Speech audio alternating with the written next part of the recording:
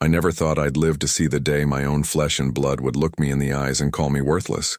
But that's exactly what happened last Thanksgiving, in the home I built with my own 2 hands over 40 years ago. My name is Robert Caldwell. Most folks in Westport, Connecticut know me as Bob the Builder, not because of some children's cartoon, but because I've spent the better part of 5 decades building homes across Fairfield County. I started as a carpenter's apprentice at 17, right after my father died of a heart attack at the lumber yard where he worked. Left school, had to support my mother and 2 younger sisters. Never had the chance to go to college like my son, Michael, or my daughter, Elizabeth. The irony doesn't escape me. I built homes for other families while watching mine slowly crumble over the years. Margaret, my wife of 38 years, passed away from breast cancer 3 years ago. That's when things started changing, though I was too blind to see it at first. Too wrapped up in my grief, I suppose. The morning of Thanksgiving dawned crisp and clear, the kind of late November day in New England that paints the remaining oak leaves a deep copper, with frost kissing the edges of the windows. I woke up at 5, same as always. Old habits die hard, especially when you've spent a lifetime rising before the sun to get to job sites. I made my coffee, black, 2 sugars, and sat in my usual chair by the bay window that overlooks the backyard where my kids once played. I could almost see their ghosts out there. Michael pushing Elizabeth on the tire swing I hung from the old maple. Margaret calling them in for dinner. Those were simpler times. Times when I thought working 70-hour weeks to provide for them was enough to earn their respect, their love. I spent the morning preparing for their arrival. Cleaned the house top to bottom, even though my arthritis made my knees scream in protest. Margaret was always the one who made Thanksgiving dinner, but I've learned to make do these past few years. Ordered the turkey from Stu Leonard's, bought pre-made sides from Whole Foods that I could heat up. Not the same as Margaret's cooking, but decent enough. Around 1 o'clock, they started arriving. First came Elizabeth with her husband, Richard, a financial advisor who always looks at me like I'm some kind of fossil he'd like to examine.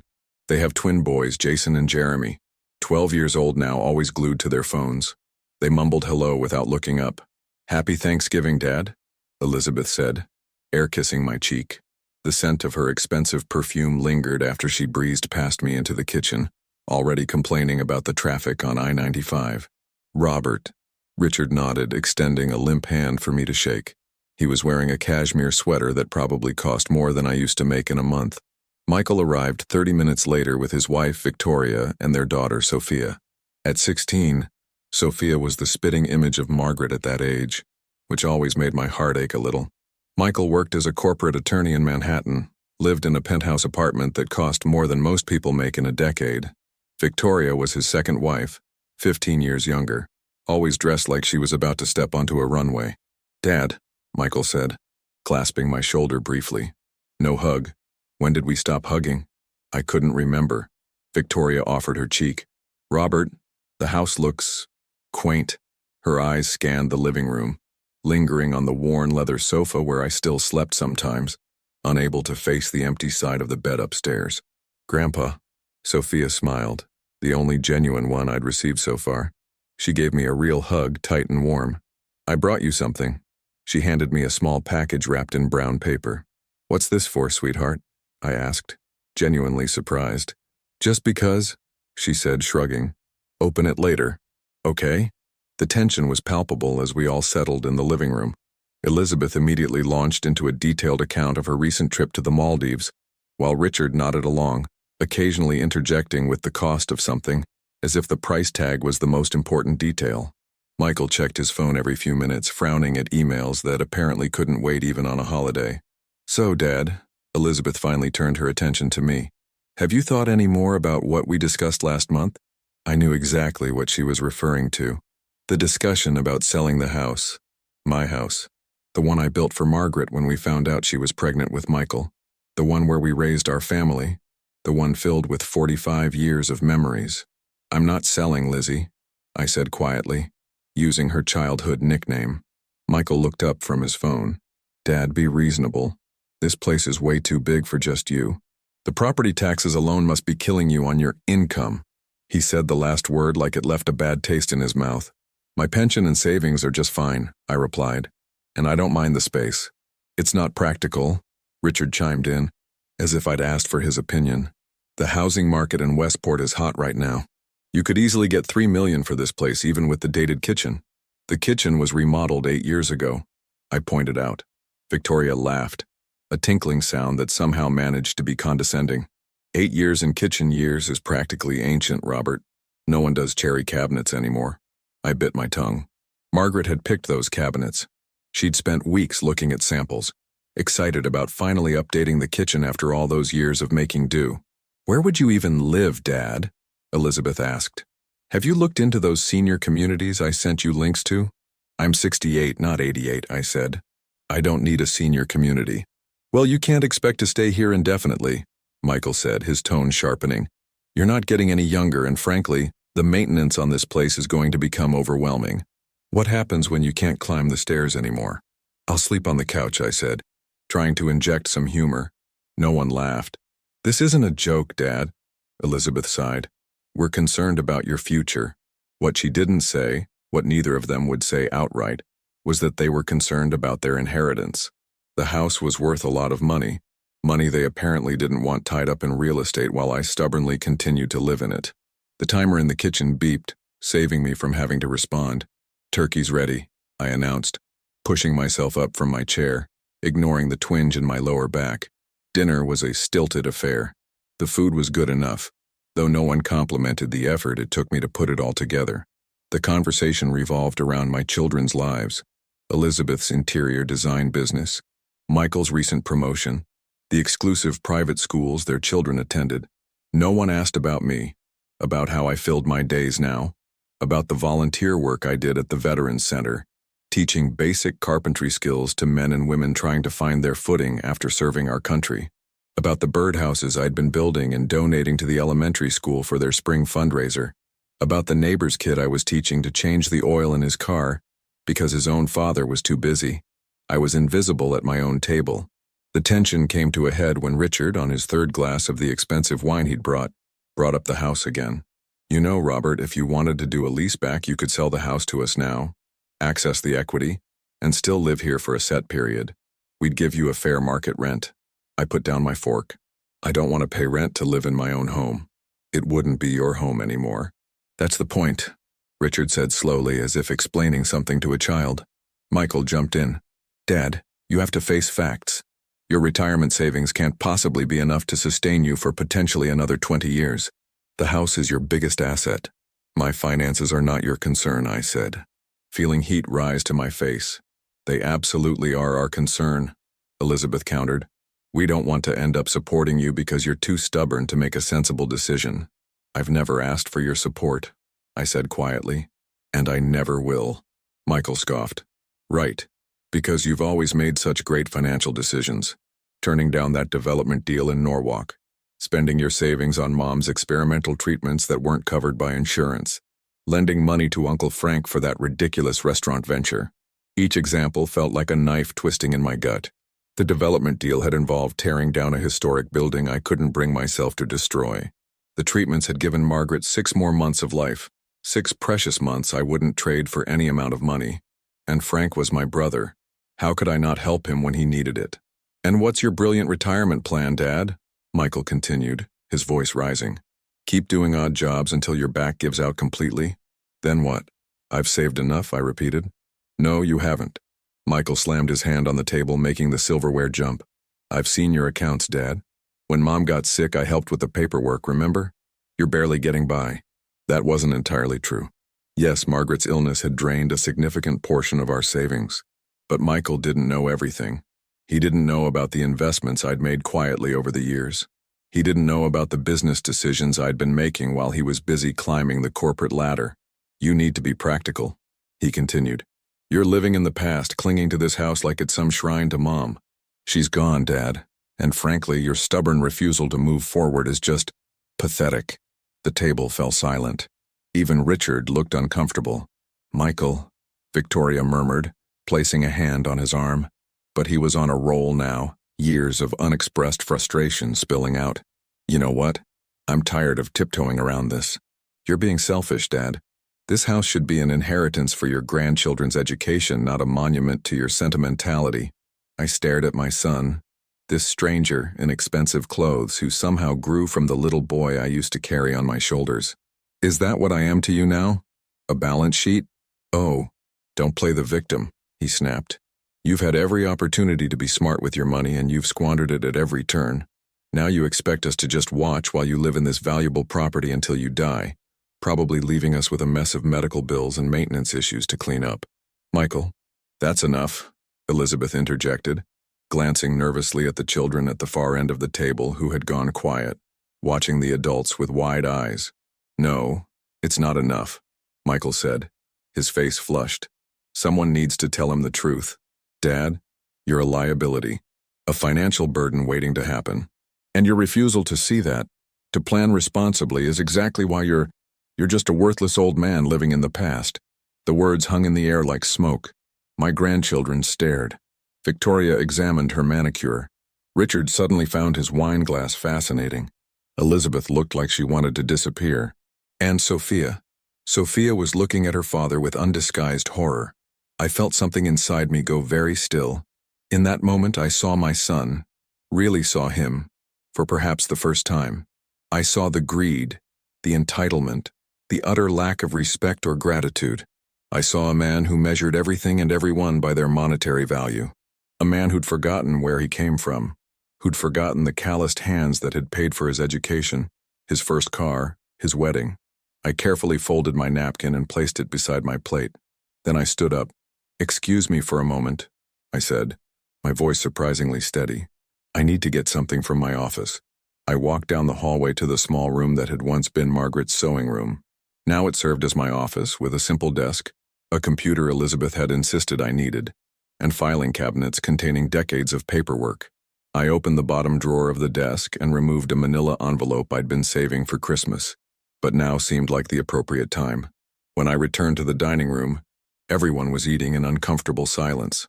"Before I forget," I said conversationally, as if my son hadn't just called me worthless to my face, "I wanted to show you all something that might be of interest." I pulled out my phone, a new iPhone that Michael didn't know I had, and opened the Forbes website. Then I passed it to Richard, who was sitting closest to me. "Would you mind finding today's updated list? It should be right on the homepage." Richard looked confused, but did as I asked. "The Forbes 400? The richest Americans?" "That's the one," I nodded. "Could you scroll through it, please? I believe I'm somewhere in the low 300s. There was a beat of silence as my words registered. Then Richard almost dropped my phone. "What are you talking about, Dad?" Elizabeth asked, her fork suspended halfway to her mouth. "Keep scrolling, Richard," I said mildly. "You should see my name soon enough."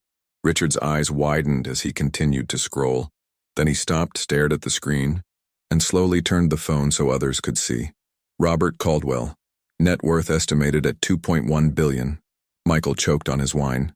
"That can't be right," Elizabeth whispered, grabbing the phone. "Dad, what is this?" I retrieved the phone from her shaking hands and pulled up another screen.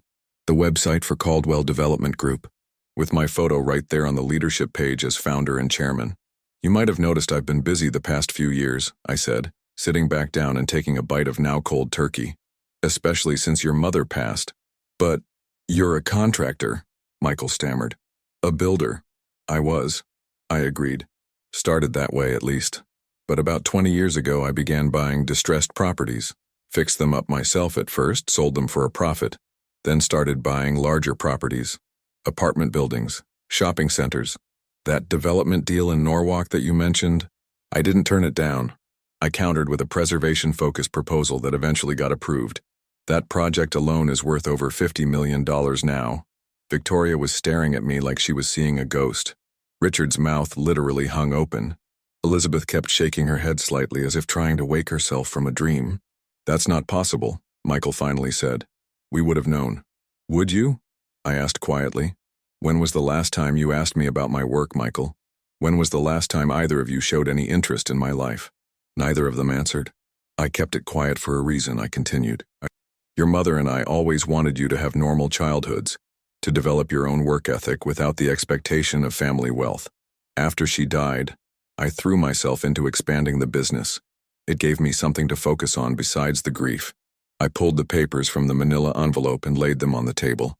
"These are the trust documents I've had drawn up for the grandchildren. Each of them has a trust that will provide for their education and give them a significant nest egg when they reach 30, provided they meet certain conditions involving community service and demonstrating personal responsibility. Sophia's eyes went wide. Jason and Jeremy finally looked up from their phones. As for you two, I continued, looking at my children, I had planned to discuss this at Christmas, but since we're on the topic of my financial situation, I might as well tell you now. You're both receiving exactly what you've earned from me. I slid another document toward Michael. This is a deed to a small apartment building in Bridgeport. It generates modest income but requires actual work to maintain. Consider it a lesson in how wealth is really built, with effort, care, and respect for the people who live there. Michael stared at the paper like it might bite him. To Elizabeth, I handed a different document. This is a certificate for 10,000 shares in Caldwell Development Group. Non-voting shares, I'm afraid. The company will continue to be run by the executive team I've built, but the dividends should be substantial. Dad? Elizabeth whispered, tears forming in her eyes. I don't understand. It's simple, I said, my voice hardening slightly. You both made it very clear today and in your actions these past few years. Exactly what you think of me. A worthless old man. A potential burden. Someone whose value is measured only by what you might inherit when I die. I stood up again, suddenly tired of the whole charade. I've worked hard my entire life. Built something I'm proud of. Not for the money, though that's been a nice side effect, but because creating things of value, treating people with respect, and leaving the world better than I found it were the principles your mother and I believed in. Principles we thought we'd passed on to you. I looked around the table at their shocked faces.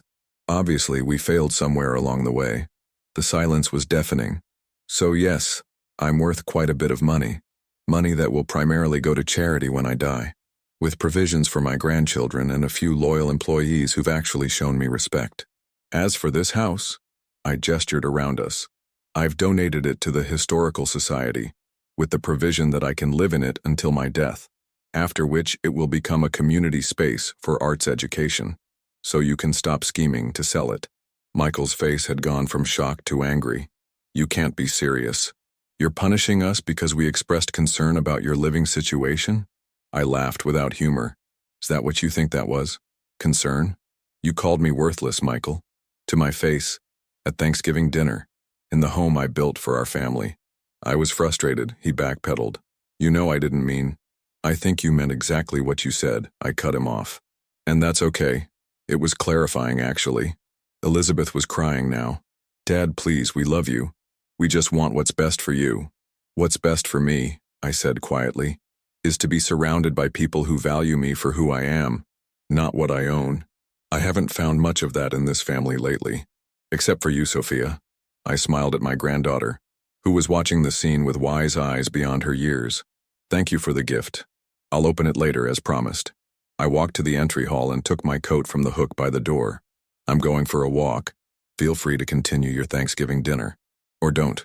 But I'd appreciate it if you'd all be gone by the time I get back. I have an early meeting tomorrow with my foundation board. Wait, you have a foundation too? Richard blurted out, apparently unable to help himself.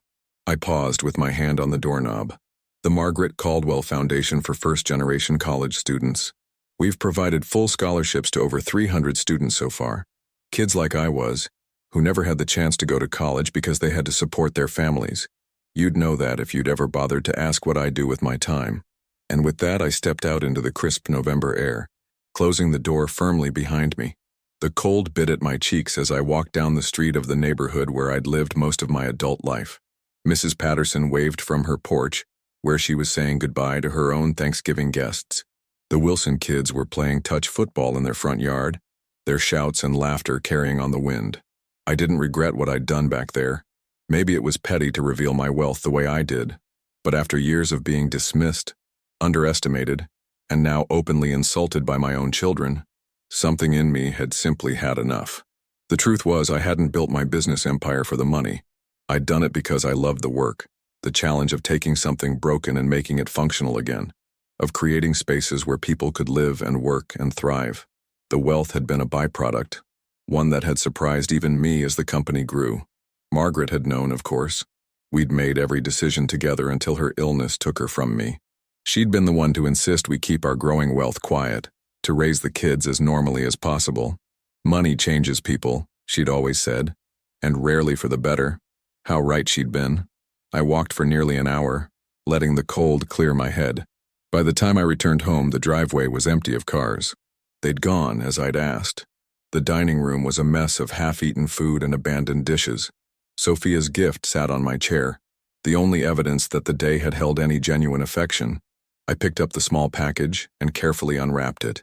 Inside was a hand-carved wooden frame, obviously made in a school woodshop class. It held a photo of Margaret and me at Sophia's 10th birthday party, both of us laughing as we helped her blow out the candles. On the back, Sophia had written, "To Grandpa, the strongest, kindest man I know. I miss Grandma too. Love, Sophia."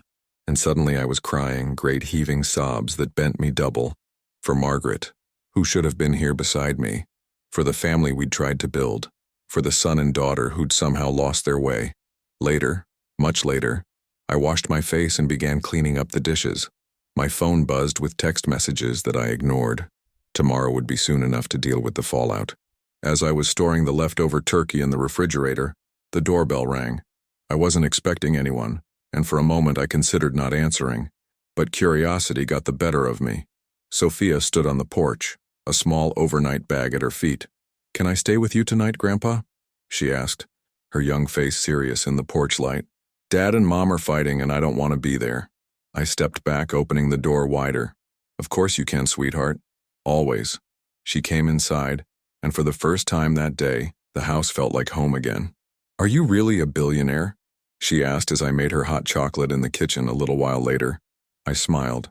"Paper wealth, mostly. Doesn't change who I am." She nodded thoughtfully. "Dad was really mean to you today. People say things they don't mean when they're upset," I said, though I wasn't sure I believed it myself. "No," Sophia shook her head. "He meant it. He and Mom talk about you like that at home sometimes, about how you're stuck in the past and won't listen to reason about the house." She looked down at her mug.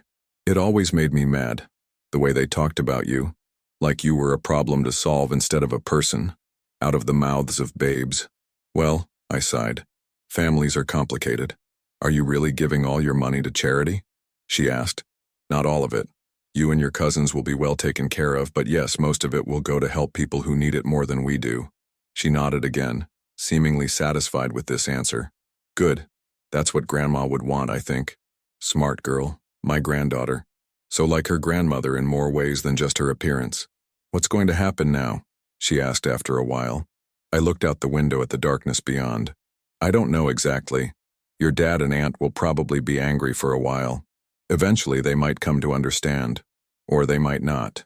Either way, nothing changes between you and me. You'll always have a place here. Promise?" she asked, suddenly looking very young. "Promise," I said firmly. Later, after I'd made up the guest room for her and said goodnight, I sat in my office looking at the paperwork I'd brought home. The foundation was considering expanding its scholarship program to include trade school students. Margaret would have approved. She'd always said that college wasn't the only path to a meaningful career. My phone buzzed again. More messages from Michael and Elizabeth. Apologies now by the look of the previews. Too little. Too late? Perhaps. But they were still my children. Tomorrow, maybe, I'd be ready to read what they had to say. For tonight I had work to do, plans to review, a foundation to run, a legacy to build. Not of money or property, but of values. Of lives changed for the better. The kind of wealth that actually matters. When Margaret was dying, she made me promise not to retreat from life after she was gone. Build something that lasts, she'd whispered during one of her last lucid moments. Something bigger than yourself. I'd thought she meant the business, the foundation. But sitting there in the quiet house with my granddaughter sleeping safely upstairs, I wondered if she'd meant something else entirely. Something more fundamental. Connection. Purpose. Love freely given without expectation of return. The true measure of a life well lived. Outside it began to snow, the first flakes of the season drifting past my window. I watched them fall, each one unique, each one temporary, each one part of something larger and more enduring than itself. Like all of us, I supposed, like family, even broken ones, even. Like love, even when it disappoints. Tomorrow would bring its own challenges. Michael would either humble himself or harden further. Elizabeth would vacillate between guilt and resentment. Victoria and Richard would calculate their losses. The grandchildren would adjust to this new reality in their own ways. And me? I would continue building. Not houses anymore, though I still loved the feel of wood grain under my fingers, but something less tangible and more essential, a foundation of a different kind. In the soft light of my desk lamp, I opened my laptop and began to type an email to the foundation board. We had work to do, lives to change, a future to build. After all, I wasn't a worthless old man living in the past. I was Robert Caldwell, builder, and I wasn't finished yet. As the snow continued to fall, I felt a sense of peace settle over me. Not happiness exactly. The day had been too painful for that, but something steadier. A quiet certainty that despite everything, I was on the right path. The path Margaret and I had tried to walk together all those years.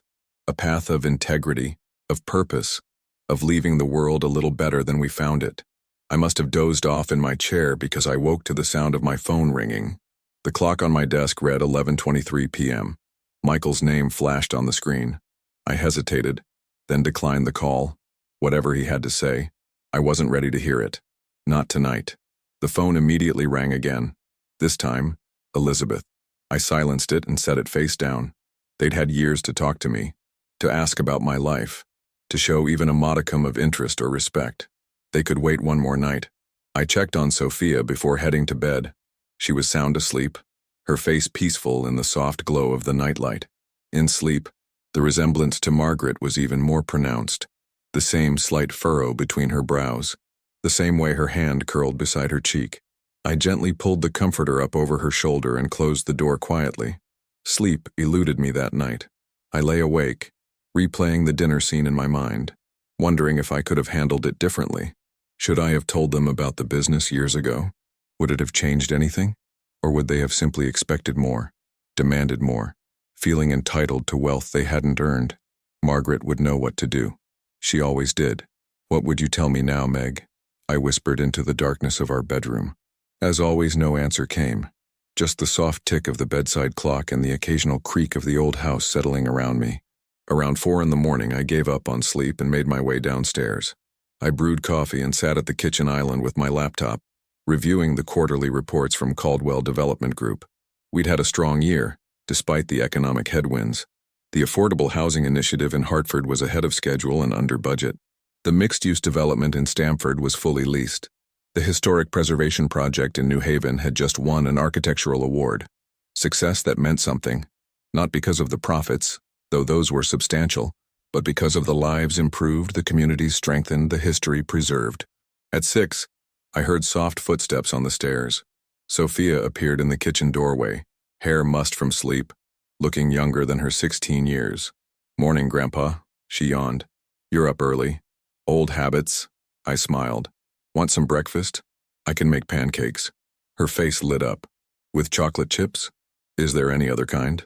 I winked, setting aside my work. Some things were more important than quarterly reports. As we ate breakfast, Sophia's phone buzzed repeatedly. She glanced at it, grimaced, and turned it face down, just as I had done with mine the night before. "Your parents?" I asked gently. She nodded, mouth full of pancake. "You should probably let them know you're okay," I said. "They'll be worried." She swallowed and fixed me with a look too mature for her years. "They're not worried about me. They're worried about damage control." Smart girl. Too smart, perhaps, to be caught in the middle of this family drama. "Still," I said, "text them at least. Tell them you're safe and we'll be home later." She sighed but picked up her phone and typed out a quick message. "Dad wants to come get me now." "That's up to you," I said carefully. "You're welcome to stay, but I don't want to make things harder between you and your parents." "Can I stay until lunch?" she asked. "I don't want to go home while they're still fighting." "Of course." After breakfast, I showed her my workshop in the garage, a space I'd built when we first moved in, expanded over the years as my hobby projects grew more ambitious. Workbenches lined the walls, each dedicated to different aspects of woodworking. The table saw that had been my first major tool purchase. The lathe I'd splurged on for my 50th birthday. The handcrafted tools that had belonged to my father. "This is amazing," Sophia breathed, running her fingers over a half-completed rocking chair. "Did you make all these things?" I nodded, feeling a surge of pride as I watched her examine the furniture pieces, the carved boxes, the intricate wooden chess set I'd been working on for months. "Why didn't you ever show me this before?" she asked. "No one ever asked," I said simply. She looked stricken. "I'm sorry." "Don't be." I squeezed her shoulder. "You're here now." We spent the morning in the workshop. I showed her how to use the lathe, guiding her hands as she turned a simple wooden pen. Her delight when we finished, holding up the polished piece, incredulous that she'd helped create something so beautiful, reminded me of Michael at that age, before sports and college applications and corporate ambitions had consumed him. Around 11, the doorbell rang. We both knew who it was. "You don't have to go if you're not ready," I told Sophia as we walked from the garage to the house. "It's okay," she said. "Mom and Dad probably need to talk to you anyway. Better to get it over with." Wiser than all of us, that girl. Michael stood on the porch, dark circles under his eyes suggesting he'd slept as poorly as I had. Victoria waited in their Tesla at the curb, engine running. "Sophia," Michael said, relief evident in his voice. "Go wait in the car with Mom. Please, I need to speak with Grandpa."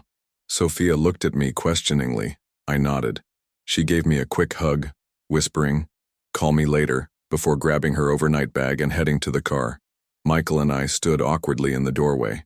"Can I come in?" he finally asked. I stepped back, allowing him into the entryway but no further. This wasn't a social call and we both knew it. "Dad, about yesterday," he began. I held up a hand. "If you're here to apologize because you found out I'm wealthy, save it. That's not an apology I'm interested in." His face flushed. "That's not fair. You deliberately hid your success from us for years. You let us believe you were struggling financially." "I never said I was struggling," I corrected. "You assumed that because it fit your narrative.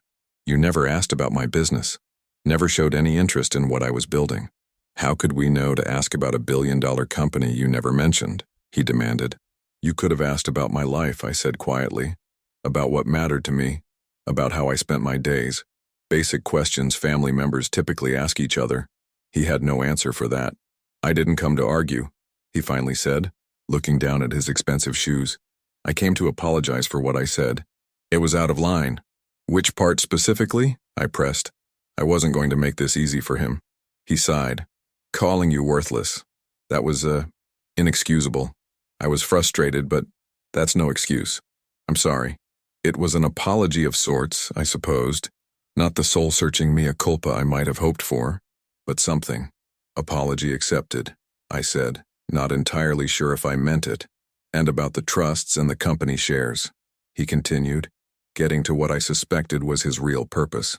"I hope you'll reconsider. Elizabeth and I—" "That's not up for discussion," I cut him off. "My estate planning is final. The trusts are irrevocable.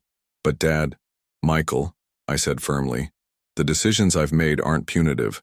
They reflect my values and what I believe is best for this family in the long term." "By cutting out your own children?" he asked bitterly. "By ensuring that wealth doesn't become a destructive force in this family," I corrected. "By making sure my grandchildren understand that money is a tool, not an identity. By protecting the legacy your mother and I built." He shook his head. "I don't understand you." "No," I agreed sadly. "You don't. That's rather the point." An awkward silence fell between us. So many years, so many words left unsaid. How had we become such strangers? "I should go," he finally said, gesturing toward the waiting car. "Victoria has a charity luncheon." Of course she did. "Michael," I called as he turned to leave. "Sophia made a pen in the workshop this morning. Her first woodworking project, she has a natural talent for it." He looked puzzled by this non sequitur. "Okay, just something you might want to know about your daughter," I said. "Something that made her happy." He nodded uncertainly and walked down the path to his car. I watched them drive away, wondering if anything had really changed. Probably not. Some rifts run too deep for easy repair. But maybe, just maybe, a seed had been planted. A small recognition that relationships require more than financial calculations. That family is about more than inheritance. Time would tell. The rest of the weekend passed quietly. I attended my foundation board meeting on Saturday morning, conducted via Zoom to accommodate the directors who lived out of state. We approved funding for 20 new scholarships and discussed plans for a mentorship program to support first-generation students beyond just financial assistance. On Sunday, Elizabeth called. Our conversation was stilted, painful in its awkwardness, but at least she made the effort. She asked about the foundation, about my company, about projects I was working on. Basic questions she should have asked years ago. Better late than never, I supposed. "Dad," she said toward the end of our call, "I know it's too little, too late. I know we've treated you badly, but is there any chance we could try again? Start fresh somehow?" "I'd like that," I said, surprised to find I meant it. "But it has to be real, Lizzie. Not about money or inheritance or what you think I can do for you. About family, about who we are to each other." "I understand," she said softly. "Can I come by next weekend? Maybe bring the boys. Jason actually asked about your workshop. Sophia told them about it. A small olive branch.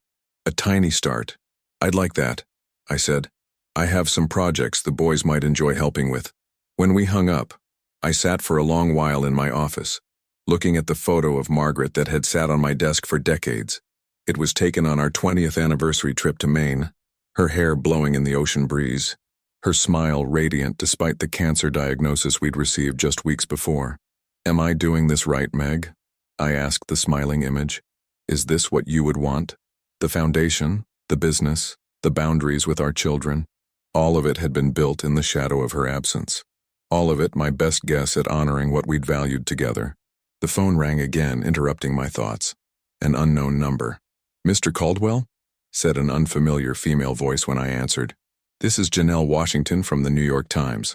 I'm calling about your recent addition to the Forbes 400 list. We're doing a feature on new entrants and—" "No comment," I said firmly, and ended the call. That was the thing about wealth. Once people knew you had it, they treated you differently, wanted things from you, made assumptions. It was precisely why Margaret and I had kept our growing success quiet all these years. The media attention would die down eventually. The foundation's PR team would handle necessary communications. My executive team would continue running the day-to-day operations of Caldwell Development Group, just as they had been doing for years. And I would continue living exactly as I had been, in my own home, working with my hands, volunteering with veterans, supporting causes I believed in. Money hadn't changed me. I wouldn't let it change what mattered. Monday morning dawned bright and cold, the weekend snow still blanketing the yard. I rose early as always, made my coffee, and settled into my usual chair by the bay window. My phone buzzed with a text from Sophia. "Thanks for letting me stay over, Grandpa. Dad's been weird all weekend. I think you scared him. In a good way. Love you." I smiled. "Love you too, kiddo. Workshops open anytime." Life would go on. The business would continue to grow. The foundation would help more students. My relationship with my children would either heal or it wouldn't. Either way, I would be okay. I had built something meaningful, something that would outlast me, something that honored Margaret's memory and the values we'd shared. I sipped my coffee and watched a cardinal land on the bird feeder outside the window, a flash of brilliant red against the white snow. Margaret had loved cardinals, had insisted we plant the serviceberry tree specifically to attract them to our yard. "Look at that, Meg," I whispered. "They still come, just like you said they would." Tomorrow, I would wake before dawn, make my coffee, and watch the sunrise paint the snow-covered yard with light. I would remember the good times in this house, the laughter that once filled these rooms. I would honor those memories by continuing to live fully, to build purposefully, to love generously, and maybe, just maybe, my children would find their way back to the values we'd tried to instill in them, not because of the money that ship had sailed, but because beneath the greed and entitlement, they might still remember who they were meant to be. Either way, I would be here, building, planning, creating a legacy that had nothing to do with Forbes lists and everything to do with the quiet satisfaction of a life well lived. That, I decided, was worth everything. I glanced at the photo Sophia had given me, at Margaret's laughing face frozen in time. "I'm trying, love," I whispered to the empty room. "I'm still trying." Outside, the snow continued to fall, covering the world in a clean, forgiving white. Another day stretched before me, full of possibility. Another chance to build something lasting, something true. After all, isn't that what life is about? Not accumulation, but creation.